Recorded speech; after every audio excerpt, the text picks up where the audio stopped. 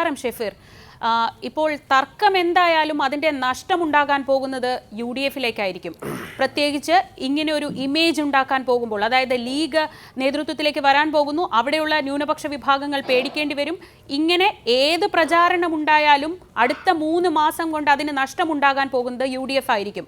അതുകൊണ്ടാണ് സ്വാഭാവികമായും ഇന്ന് UDF കൺവീനർ വർഗീയതയുടെ വ്യാപാരി എന്ന് വിളിച്ച് മുഖ്യമന്ത്രിയെ വിളിച്ചത്.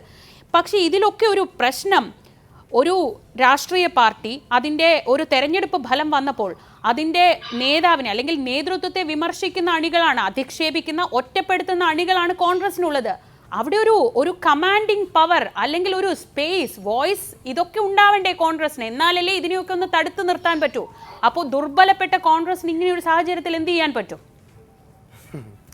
ശ്രീജ, നിങ്ങൾക്ക് കോൺഗ്രസിന് അറിഞ്ഞുകൂടാത്തതുകൊണ്ടാണ്. നിങ്ങൾ CPM-നെയും RSS-നെയും കാണുന്ന പരിപ്രേക്ഷ്യത്തിലൂടെ നിങ്ങൾ കോൺഗ്രസിനെ കാണരുത്. കോൺഗ്രസ് നിരവധി നേതാക്കന്മാരുടെയും അഭിപ്രായങ്ങളുടെയും അവതരണങ്ങളുടെയും സ്വാതന്ത്ര്യത്തിൻ്റെയും ഒക്കെ ഒരു സമഞ്ജിത സമ്മേളനമാണ്. ഇവിടെ ആരെങ്കിലും അഭിപ്രായം പറഞ്ഞുകൊണ്ട് ഇവിടെ ഇരുമ്പ് മറക്കകത്തിട്ട് ഇതിനെ കൈകാര്യം ചെയ്യത്തില്ല. ഒരാളുടെയും വീട്ടിലേക്ക് ഇന്നോവയും അയക്കത്തില്ല. ഇവിടെ കോൺഗ്രസിനെ സംബന്ധിച്ചിടത്തോളം ജനാധിപത്യത്തെ വല്ലാതെ വിപുലീകരിച്ചു ഇതിൻ്റെ ചില അപകടങ്ങൾ ആണ് ഇതെല്ലാം. പക്ഷേ എന്ന് പറഞ്ഞുകൊണ്ട് ഇത് തന്നെയാണ് കോൺഗ്രസിൻ്റെ സൗന്ദര്യവും, ഇത് തന്നെയാണ് ജനങ്ങൾ ആഗ്രഹിക്കുന്നതും. ഇനി ഞാൻ വിഷയത്തിലേക്ക് വരാം. ബഹുമാനായ റിയാസ് പറഞ്ഞു, മുഖ്യമന്ത്രിയുടെ ഫേസ്ബുക്ക് പോസ്റ്റിൽ എന്തെങ്കിലും അപകടമുണ്ടോ? പ്രത്യക്ഷത്തിൽ ഒരു അപകടമില്ല. പ്രത്യക്ഷത്തിൽ എന്താ അദ്ദേഹം പറഞ്ഞെന്താ? UDF-ൻ്റെ നേതൃത്വം മുസ്ലിം ലീഗ് ഏറ്റെടുക്കുന്നോ എന്ന് സംശയിക്കേണ്ടിയിരിക്കുന്നു. 1. 2, അദ്ദേഹത്തിൻ്റെ ഫേസ്ബുക്ക് പോസ്റ്റിൻ്റെ അവസാനത്തിൽ അദ്ദേഹം പറഞ്ഞു വെക്കുകയാണ്, UDF സംവിധാനം അപ്രസക്തമായിരിക്കുകയാണ്. ഇതിൽ ഒറ്റ നോട്ടത്തിൽ എന്തെങ്കിലും തരത്തിലുള്ള വർഗീയതയുണ്ടെന്ന് പറയുന്നില്ല. ഇത് മുസ്ലിം സമുദായത്തിനെതിരായിട്ടാണെന്നും പറയുന്നില്ല. പക്ഷേ ഇവിടുത്തെ പ്രശ്നം എന്തെന്നറിയോ? ഇതുപോലെയല്ലേ അമിത്ഷാ പ്രസംഗിച്ചത്?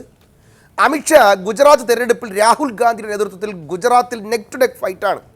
ഭരത് സിംഗ് സോളങ്കിയുമായി ബന്ധപ്പെട്ട് ഞങ്ങൾ അവിടെ അടിച്ചു കയറുന്നു, ഈ ഗുജറാത്ത് കോൺഗ്രസ് പിടിച്ചെടുക്കുമെന്ന് വാർത്താമാധ്യമങ്ങളിൽ റിപ്പോർട്ട് ചെയ്തുകൊണ്ടിരിക്കുന്ന സന്ദർഭത്തിലാണ് അമിത്ഷായുടെ പ്രസംഗം. എന്തായിരുന്നു അറിയോ ശ്രീജ? അതിങ്ങനെയായിരുന്നു, കോൺഗ്രസ് അധികാരത്തിലേക്ക് വരുന്നത് അഹമ്മദ് പട്ടേലിന് മുഖ്യമന്ത്രിയാകാൻ വേണ്ടിയിട്ടാണ്. അഹമ്മദ് പട്ടേൽ ഗുജറാത്തിൻ്റെ മുഖ്യമന്ത്രിയാകും, വേറെ ഒന്നും പറയേണ്ട കാര്യമില്ലല്ലോ. അഹമ്മദ് പട്ടേൽ മുഖ്യമന്ത്രിയാകുമെന്ന് ഒറ്റ വാചകം അമിത്ഷാ പറഞ്ഞതേ ഉള്ളൂ.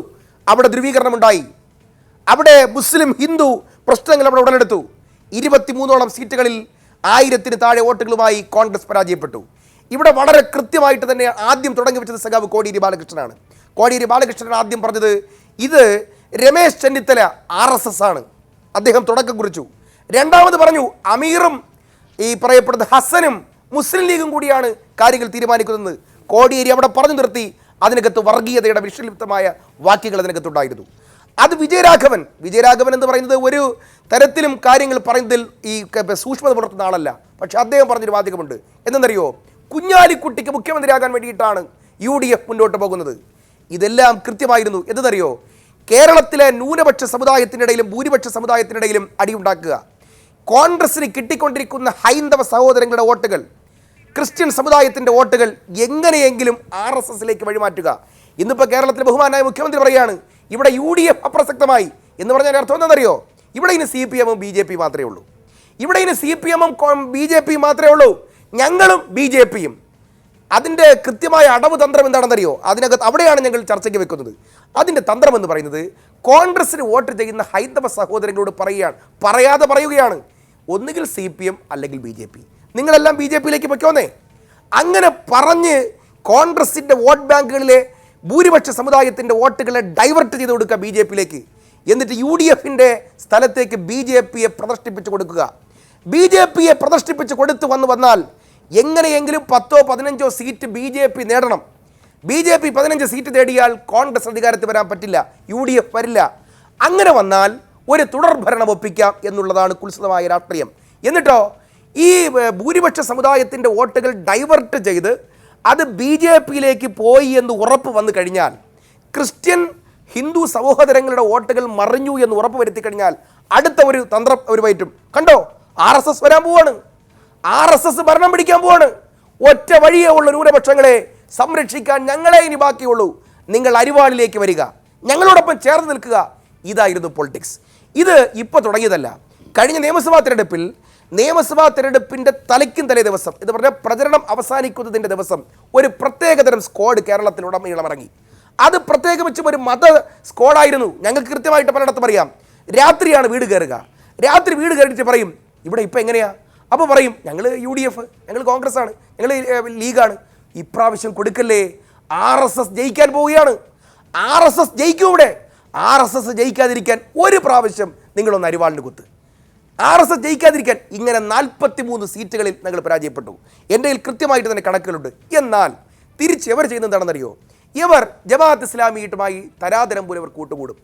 PDP നേതാവ് ബഹുമാനായ സഖാവ് പിണറായി വിജയനെ അടുത്തിരുത്തിക്കൊണ്ട് അബ്ദുൽ നാസർ മഹദരി പ്രസംഗിച്ചു. കോൺഗ്രസിൻ്റെ ഏതെങ്കിലും ഒരു നേതാവ് PDPയുടെ അബ്ദുൽ നാസർ മഹദരിയുമായി അദ്ദേഹത്തിൻ്റെ മനുഷ്യാവകാശ പ്രശ്നങ്ങളുമായി ബന്ധപ്പെട്ട് ഞങ്ങൾ നിയമപരമായി പോരാട്ടം നടത്തിയിട്ടുണ്ട്, സഹായിച്ചിട്ടുണ്ട്. പക്ഷേ ഞങ്ങൾ അദ്ദേഹവുമായി രാഷ്ട്രീയ ബാന്ധവത്തിന് എവിടെയെങ്കിലും ഞങ്ങൾ തയ്യാറായിട്ടുണ്ടോ? ജമാഅത്ത് ഇസ്ലാമി ഞങ്ങൾക്ക് എക്സ്പോസ് ചെയ്യാൻ പറ്റാത്തൊരു കാര്യം പറഞ്ഞു തരാം. കണ്ണൂരിലെ ഇരിട്ടി മുനിസിപ്പാലിറ്റി, മാട്ടൂൽ പഞ്ചായത്ത് ഉൾപ്പെടെയുള്ള പഞ്ചായത്തുകളിൽ SDP-യുമായി പരസ്യ സഖ്യം. ശ്രീ ഷെഫീർ, എനിക്കൊരു ഇടവേളയിലേക്ക് പോകേണ്ട സമയമാണ്. എങ്കിൽ പോലും അത് തുറന്നു കാണിക്കാൻ കഴിയാത്തത് ഞങ്ങൾക്ക് പാളിച്ച പറ്റി. അവിടെ തുറന്നു കാണിക്കാൻ പറ്റാത്തത് നിങ്ങളുടെ പരാജയം. മറിച്ച് വെൽഫെയർ പാർട്ടിയുമായുള്ള ബന്ധം CPM-ന് തുറന്നു കാണിക്കാൻ പറ്റിയത് അവരുടെ വിജയം അല്ലേ? ഇവിടെ ജമാഅത്ത് ഇസ്ലാം, ഞാൻ ഇപ്പോഴും പറഞ്ഞു തരാം, ഹാഗിയ സോഫിയ വിഷയം അത് ഉറുദുഖാൻ കാണിച്ച വൃത്തികേടാണ്. അതിപ്പോൾ കാരശ്ശേരി മാഷ് വളരെ വിശദമായി അത് തന്നെ പറയുന്നത്. അത് പക്ഷേ ഇവിടെ ചർച്ചയ്ക്ക് വെക്കേണ്ട കാര്യമുണ്ടോ? കാരണം ഹാഗിയ സോഫിയ ഉറുദുഖാൻ എടുത്ത് പള്ളിയാക്കിയതിൽ കോൺഗ്രസിനോ മുസ്ലിം ലീഗിനോ അതുകൊണ്ടാണ് ഞാൻ തിരിച്ചു വരാം. ഈ ഹാഗിയ സോഫിയും വെൽഫെയർ പാർട്ടിയുമായുള്ള സ്വയംകൃതാനർത്ഥമാണ്. ഇങ്ങനെ ഒരു ചർച്ചയ്ക്ക് ഇടയാക്കിയത് സ്വയംകൃതാനർത്ഥമാണ്. അത് ലീഗും കോൺഗ്രസും പരസ്യത്തിലേക്ക് പോകുന്നതിന് മുമ്പ് പറഞ്ഞ് അവസാനിപ്പിക്കാം. ഒറ്റ കാര്യമുള്ളൂ, UDF-നെ തീർക്കുക. UDF-നെ തീർത്തിട്ട് BJP-യെ പ്രതിഷ്ഠിക്കുക. ഞാൻ ഒരു കാര്യം കൂടി പറഞ്ഞു തരാം. ഒരു പ്രാവശ്യം കൂടി UDF അധികാരത്തിൽ വരാതിരുന്നാൽ അവിടെ BJP വരും എന്നുള്ള കുൽസിതമായ രാഷ്ട്രീയമാണ് ബഹുമാനായ കേരളത്തിലെ മുഖ്യമന്ത്രി പയറ്റുന്നത്. ഇത് അപകടകരമാണ്. RSS-നെ വളർത്തലാണ്. അമിത്ഷായുടെ രാഷ്ട്രീയത്തിന്റെ പരിപ്രേക്ഷമാണ്. തിരിച്ചറിയണം കേരളത്തിലെ ജനത.